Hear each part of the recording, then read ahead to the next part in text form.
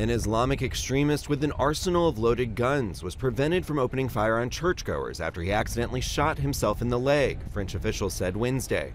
The suspect, an Algerian who had lived in France for several years, was arrested in Paris Sunday after he shot himself and called for an ambulance. He was waiting outside his apartment building for first aid when police arrived.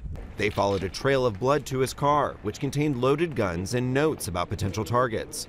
Documents were also found, and they prove without any ambiguity that the individual was preparing an imminent attack, in all probability, against one or two churches. Officials visited 2 churches Wednesday that were potential targets of the arrested man. The 24-year-old computer science student was flagged as a risk for intent to travel to Syria by security officials last year. A search of his apartment in southeastern Paris turned up more weapons, including 3 Kalashnikov assault rifles. Police also found Arabic language material that mentioned Al-Qaeda and the Islamic State group, along with phones and computers.